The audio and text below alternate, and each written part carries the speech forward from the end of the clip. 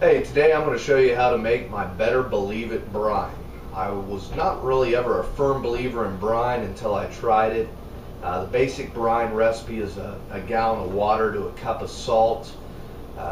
You want to put a lean meat into a brine. What it does is it adds moisture to the meat through some science. It's basically called diffusion. I'm not much of a science person, but I do like brine in my meat. The leaner the cut, the better.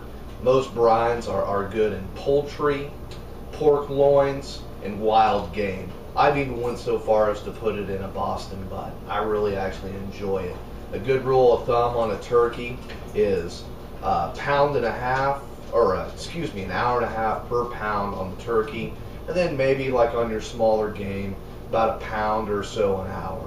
So on a 4 or 5 pound chicken, I'll generally brine for around 5 or 6 hours. First, you're going to need some kosher salt. I like to put some whole peppercorns, some light sugar, light brown sugar, bay leaves, some joes, and that's about it. Pretty much good to go.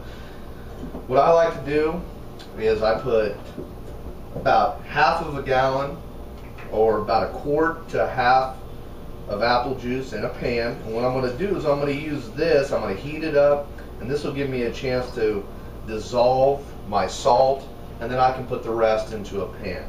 So first, I'm going to go ahead and add my half a cup of kosher salt here. I like kosher salt over the iodized. It doesn't give it such a salty flavor. You don't have to worry about overdoing it as much. It's a little more subtle. Get that in there. Now, after you've mixed everything and heated it up, you're going to want that brine to cool down to a refrigerated temp. Next, I'm going to put a half a cup of joes.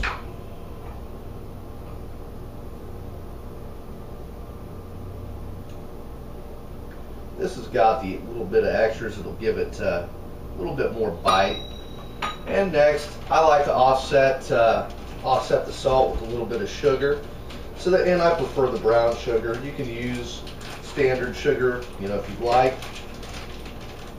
Brown sugar's not quite as sweet. Gives the brine just more of a mild flavor. So half a cup there. So we've got a half a cup of kosher salt, a half a cup of joes, and a half a cup of sugar.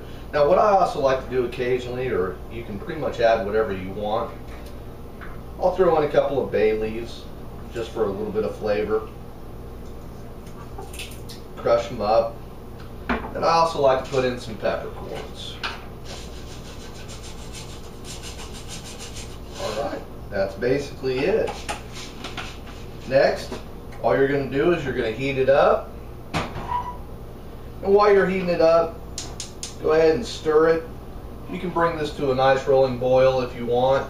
Well, all this is doing is basically allowing the salt, the sugar, and the joes to dissolve into the applesauce.